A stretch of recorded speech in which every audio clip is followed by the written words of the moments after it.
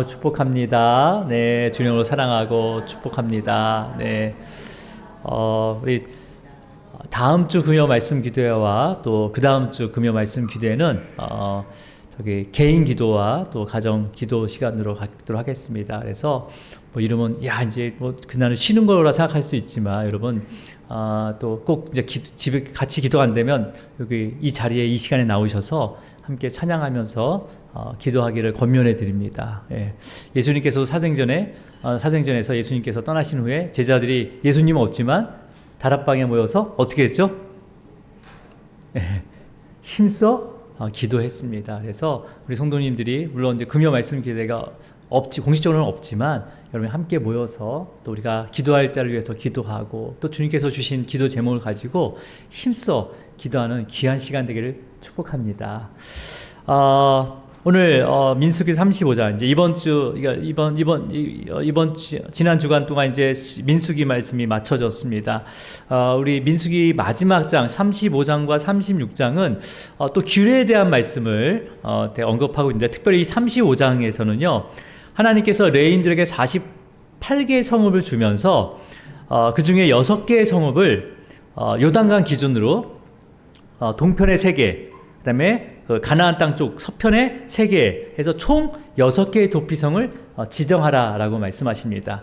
그래서 이제 이스라엘 백성들이 여호수아의 지도하에, 그러니까 여호수아가 이끌고 요단강에 건너서 이제 땅을 분배한 다음에 레위 자손에게도 성읍을 허락을 갖게 하죠, 그죠? 그래서 이 성읍 중에서 6개를 뽑게 되는데 우리 지도에 보시면 이게 여호수아 때의 지도예요.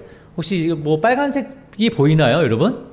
네, 동쪽과 요단강 가운데 요단강을 중심으로 해서 동쪽으로 골란, 라못 이렇게 줄줄이 베셀 하면서 적당한 간격으로 이렇게 배치되어 있고, 그 다음에 지금 가나안 땅이죠. 이제 이스라엘 땅이 됐는데 이스라엘 땅에 위에서부터 게데스, 세겜, 헤브론, 이렇게 언급이 되고 있죠, 그죠? 이렇게 6개의 도피성이 지정이 됩니다. 그래서 보면 이제 이 위치를 왜 그 성을 도피성으로 뒀나 이렇게 유심히 보면 이스라엘이나 우리가 요단강을 중심으로 해서 동편에 2지파 반이 분배를 받았어요. 그죠? 땅을 받았습니다. 그리고 나머지 지파는 요단강 서쪽 이스라엘 현재 이제 그 가나안 땅에 땅을 분배받게 됩니다.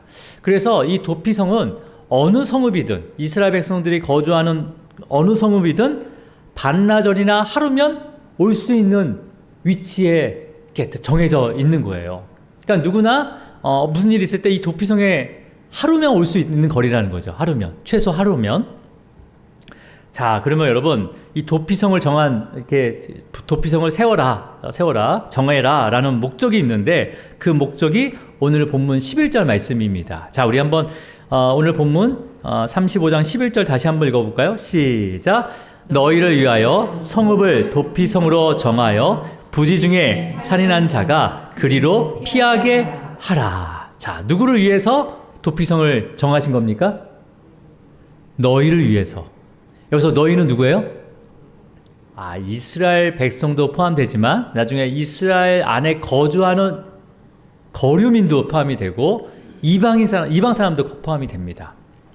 근데 여러분 너희를 위해서 도피성을 정하는데 이 도피성은 누가 피하는 거예요? 누가 그리로 피하라고 했습니까? 부지 중에 살인한 자를 피하게 하기 위해서 이 도피성을 정한 거죠. 자, 근데 그러면 살인자를 위한 도피성 아니에요? 왜 너희라고 했어요? 그 너희 중에 누구나 뭐가 될 수 있다는 거예요? 살인자가 될 수 있다는 거죠. 여러분 신약에 뭐라고 합니까? 미워하는 자는 누구를 미워하는 자도 어떤 자라고 합니까? 살인하는 자라고 얘기해요. 예수님께서. 그죠? 그런 것처럼 여기서 너희를 위하여, 그러니까 우리가 정말 누구를 이렇게 마음속으로 생각으로도 미워하고 죽일 수 있는 그런 누구든지를 그들을 위해서 뭘 준비하셨다고요? 도피성을 준비하셨다고 합니다. 하지만 이제 본문에서는 부지 중에 정말 모르고 지은 그런 어떤 살인, 그 다음에 실수로 죽인 이런 살인한 자를 피하기 위함이다라고 돼 있어요.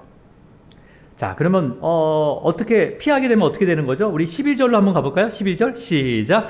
너희는 너희가 복수할 자에게서 도피하는 성을 삼아 살인자가 회중의 앞에 서서 판결을 받기까지 죽지 않게 하기 위함이니라. 예.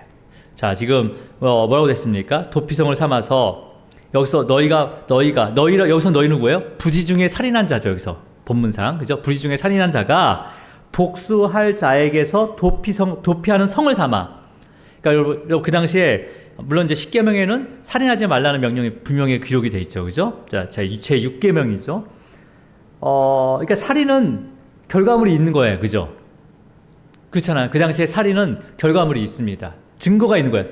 살인했다는 것은 누군가가 죽인 거잖아요. 그 증거가 딱 남아있어요. 정확하게.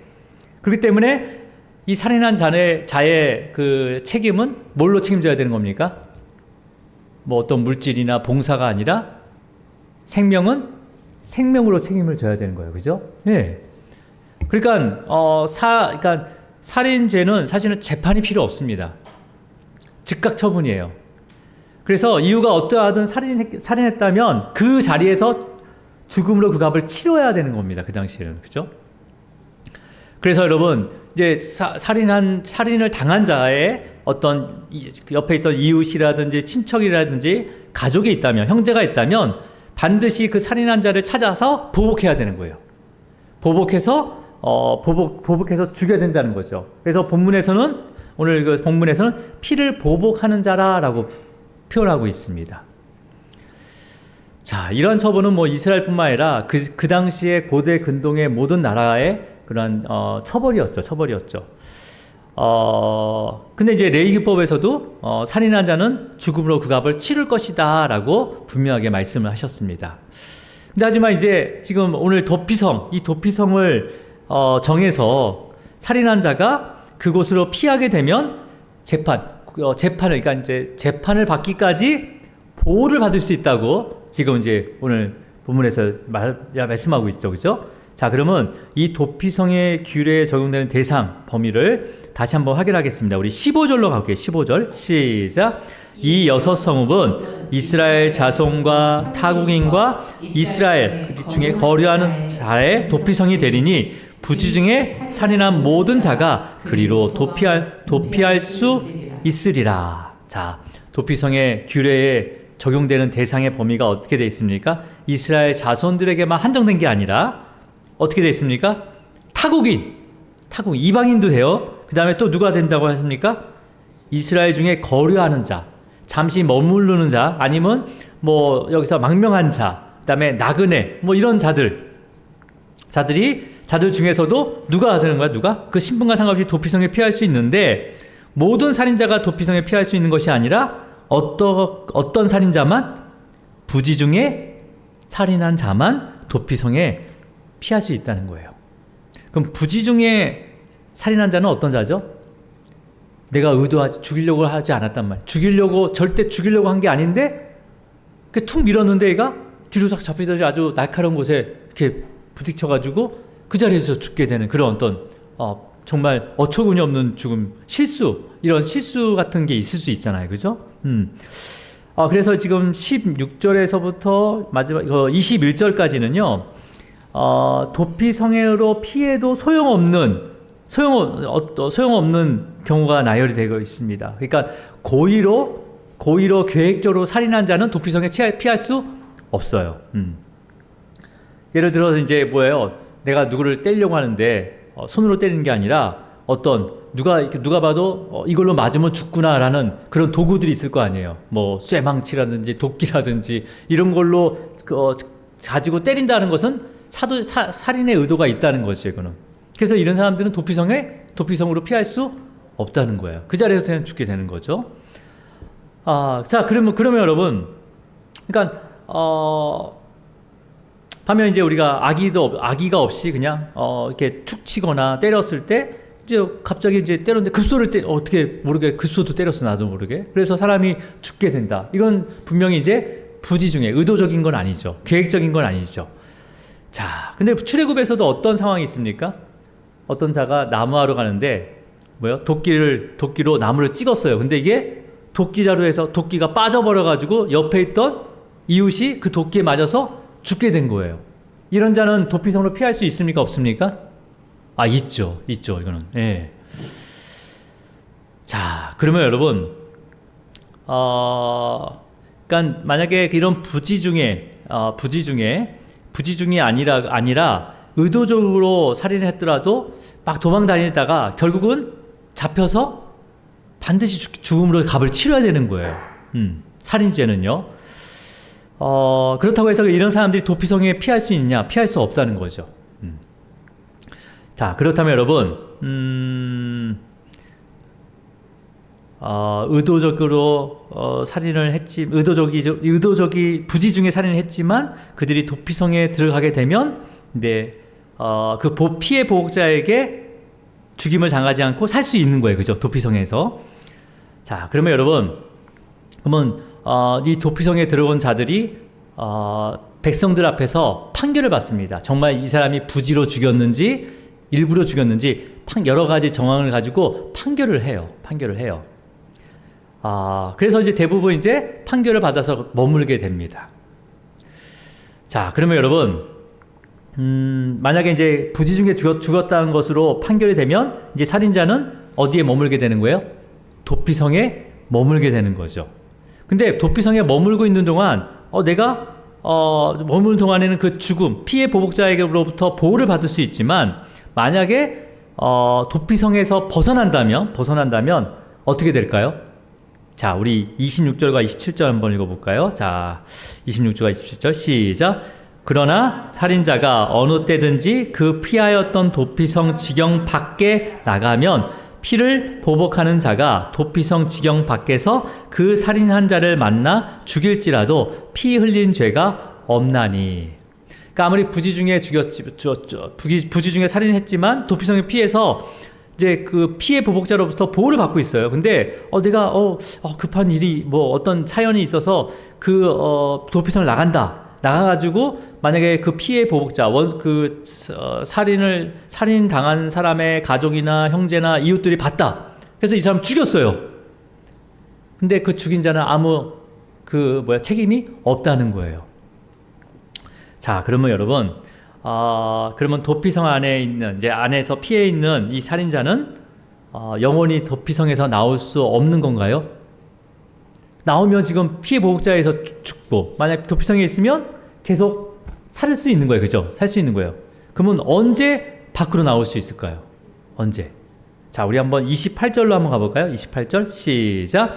이는 살인자가 대제사장이 죽기까지 그 도피성에 머물러야 할 것입니다. 대제사장이 죽은 후에는 그 살인자가 자기 소유의 땅으로 돌아갈 수 있느니라. 자, 누가 죽으면 그 도피성에서 나올 수 있다는 거예요? 그냥 제사장이 아니라 어떤 제사장? 대제사장. 그 당시에 대제사장은 몇 명입니까? 딱 한 명이에요, 한 명.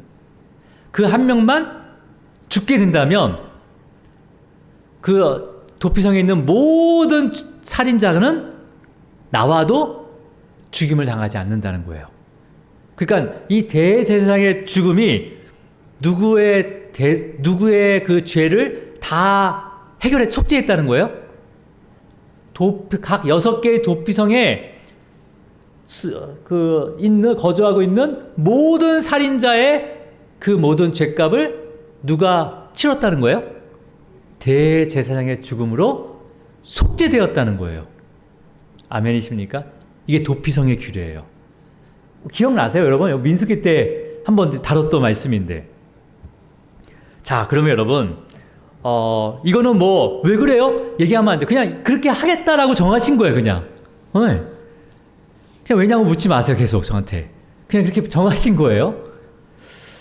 자, 보세요. 이것을 이제 대대로 너희 자손에게 내려오는 지켜야 되는 규례다라고 얘기합니다. 우리 29절로 갈게요. 시작. 이는 너희 대대로 거주하는 곳에서 판결하는 규례라. 자손까지 지키라는 거죠.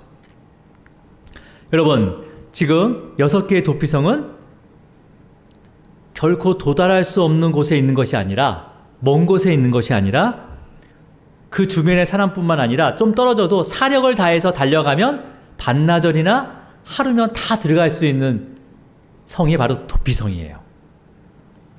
거기는 누가 들어갑니까? 이스라엘 백성들뿐만 아니라 타국인, 이스라엘 그 땅에 거류하는 거주민까지도 누구나 거기에 다 대상이 되는 거죠.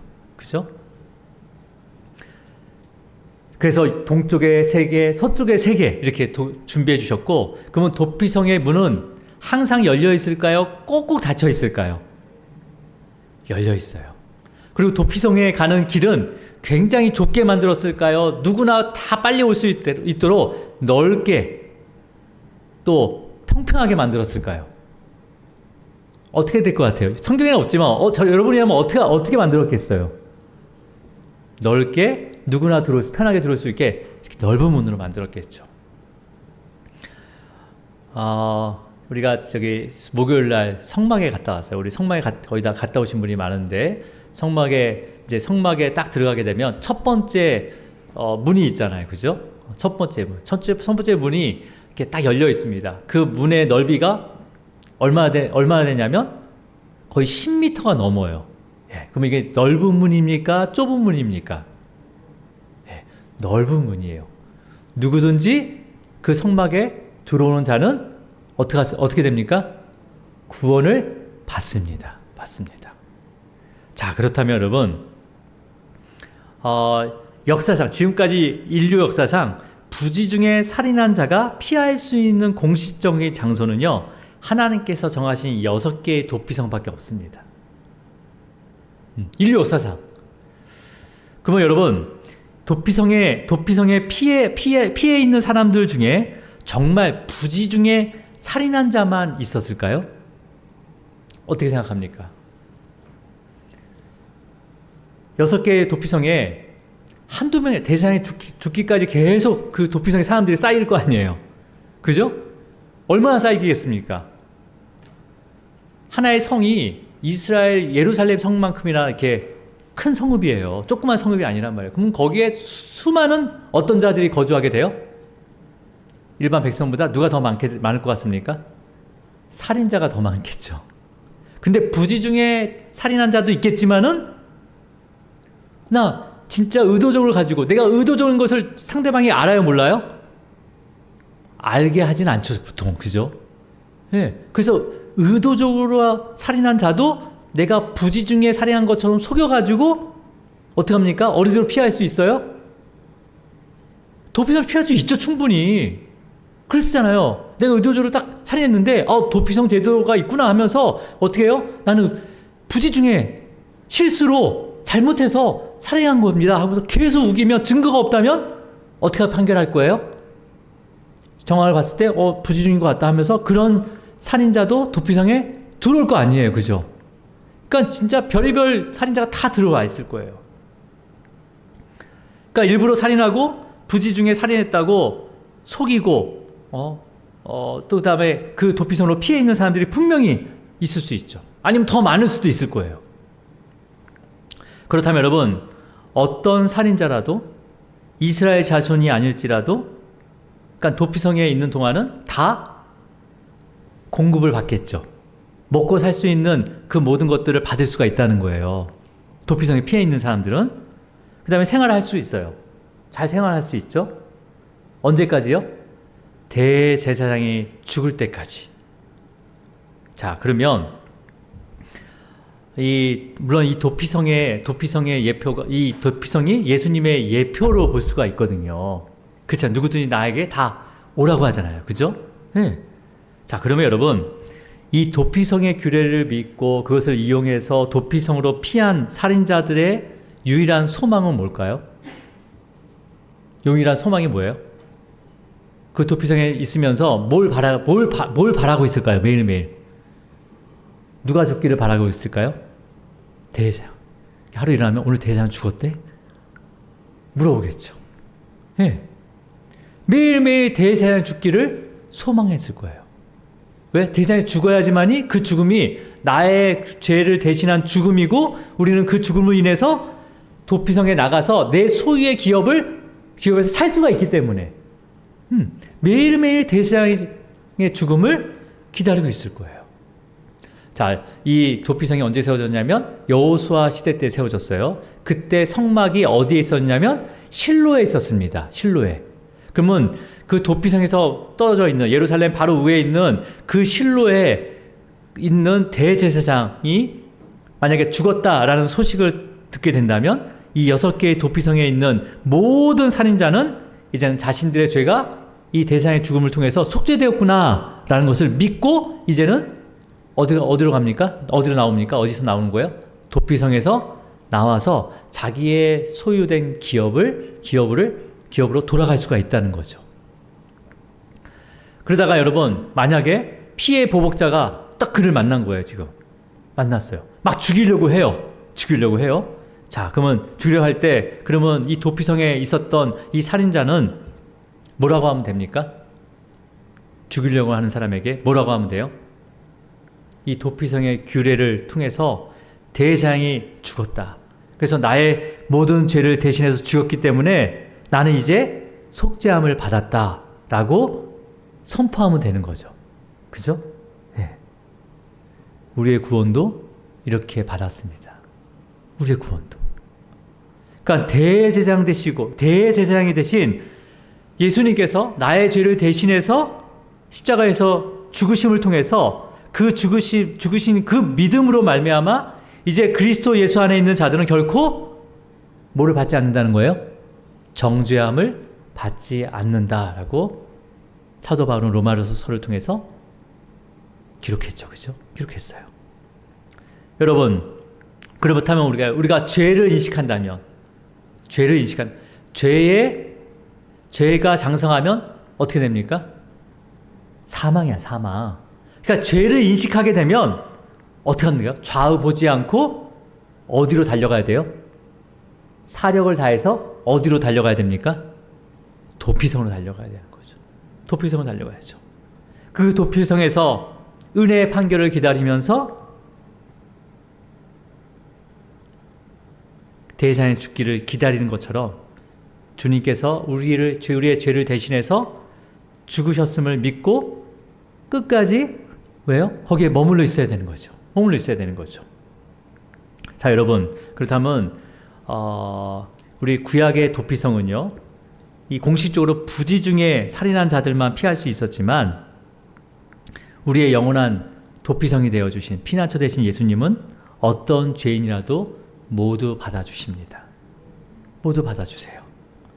자, 구약의 도피성은 몇 개가 있다고요? 6개가 있어요. 예. 그럼 아시아에 있는 사람들은 도피성에 피할 수 있습니까? 없습니까? 없어요. 근데 지금 신약에서는 이 도피성 되신 예수님이 어디나 편지하고 계십니다. 어디나 우리와 함께하고 계십니다. 그렇다면 우리가 어디에 있든지, 내가 정말 바다 끝, 땅 끝에 있든지, 죽음 앞에 있든지, 원수 앞에 있든지 우리는 늘 가까이 있는 누구께로 달려가면 되는 거예요? 우리의 피난처 대신 예수님께 달려가면 되는 거죠. 그 안에 거하면 되는 거죠. 예. 주님께서는 문을 활짝 열고 주님 안에 들어오기를 기다리고 계십니다. 기다리고 계세요. 그리고 주님께서 세우신 이 지상에 세우신 보편적인 이 교회를 통해서 또 뭐요? 그리스도의 몸된 교회로 피할 수 있도록 은혜의 방편을 마련해 주셨습니다.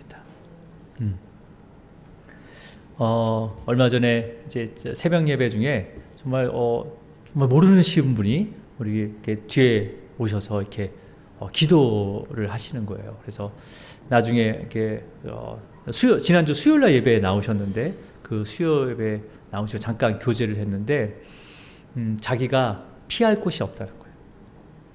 그래서 이번에는 내가 한번 예전에 아주 오래전에 교회를 다녔는데 다시 한번 교회를 가야겠다라는 마음을 주시고 새벽 예배 탁 나왔는데 제가 이제 새벽 예배 시작되면 어떻게 합니까? 뒤에서 불을 켜요. 그리고 여기서도 앞에서 불을 탁 켜요. 근데 여러분은 잘 못 느끼지, 저도 그런 잘 못 느끼는데 그분의 말 표현을 의하면 눈앞에서 번개가 확 쳐대요. 그 강한 빛이 본인을 완전히 비춰주셨다는 거예요. 그 다음부터 눈물이 나는데, 저는 눈이 나빠가지고 눈물 흘린지 모르겠는데 눈물이 계속 흘렸다는 거예요. 뭐예요? 그러면서 마음에 평안을 주셨다는 거예요. 어디로 갈 곳이 없어서 정말 내가 마지막 갈 곳은 교회구나 라는 마음을 누가 주신 거예요? 피난처가 되신 주님께서 부르신 거예요. 네가 어디로 피하겠냐? 바로 나에게 오라 라는 음성 가운데 오셔서 그런 평안함을 누렸다는 거예요. 예. 그래서 이번에 한번 교회를 한번 열심히 다녀보겠다고 저한테 예쁘게 봐달라고 하는 거예요. 저한테. 주님이 이미 예쁘게 보시고 계십니다. 예. 여러분, 이런 놀라운 일들이 지금도 일어나고 있습니다. 도피성의 규례는 모르지만 내가 인생을 살면서 70이 넘으셨거든요. 인생을 살면서 내가 별의별 다 했지만 이제는 주님 안에 다 와야 되겠다. 주님 안에 와야 되겠다. 이런 마음을 주셨다는 거예요. 여러분, 말씀은 살아계십니다. 우리가 듣지 못하지만은 성령님께서 그렇게 인도하신다는 거죠. 어떻게? 성령님이 인격적으로 그 말씀에 따라 마련한 모든 방편을 통해서 구원을 이루어가고 계시다는 거예요. 여러분, 그래서 여러분, 모든 교회는, 지상의 모든 교회는요, 죄로 인해 죽을 수밖에 없는 인생들에게 영원한 피난처가 되기도 합니다. 그리고 이 교회가 뭐라고 외쳐야 돼요? 누구든지 방황하는 영혼들이 있다면 예수 그리스도께로 피하라 라는 이 복음의 진리의 말씀을 선포해야 되는 거죠. 여러분, 우리 교회가 지금 6월 달부터 어떤 행전을 시작하고 있죠? 네, 사도행전을 읽어가면서 주산한 행전을 시작했습니다. 여러분, 이 사도행전에 몇 가지 행전이 있습니까? 우리가 말씀 행전. 우리가 매일매일 한 말씀을 읽자. 하루에 한 장 말씀을 읽으면서 정말 그 말씀 가운데 성령께서 어떻게 역사하시는지를 직접 우리가 묵상하면서 그 역사가 나의 삶 가운데 이루어지기를 기도하시기 바랍니다. 기도 행전을 하시기 바랍니다. 그리고 끝나는 것이 아니라 내 삶으로 보여주는 성령 행전이 또 이루어지기를 바랍니다. 그리고 또 뭐예요? 전도 행전도 있어야 되는 거고, 선교 행전도 있어야 되는 거고, 이게 다 뭐예요? 성령께서 역사하시는 거죠. 여러분, 그러한 이런 행전에, 모든 이 기도 행전에 참여하시기 바랍니다. 오늘 이 금요 말씀 기도가 바로 기도 행전을 하는 거예요. 우리가 기도한 거 하나님의 때에 반드시 이루어집니다. 완전하게 이루십니다. 우리가 상상할 수 없는 방법으로 이루십니다. 영혼을 부를 때도 마찬가지더라고요. 하지만 기도는 우리가 해야 되는 거예요. 여러분, 어떤 죄가 있더라도 영원한 도피성 대신 주님께 피하시기를 축복합니다. 그러니까 주님을 떠나지 않으면 되는 거예요. 주님을 떠나지 않으면 돼요. 영원한 대제사장 대신 주님께서 우리의 모든 죄를 십자가에서 속죄하였음을 또 기쁨으로 전하면서 어떠한 정죄함에도 눌리지 않고 주님의 거룩한 자녀가 되었음을 또 삶으로 매일매일 증언하며 기도하는 우리 성도님 되기를 주님으로 축원합니다. 기도하겠습니다.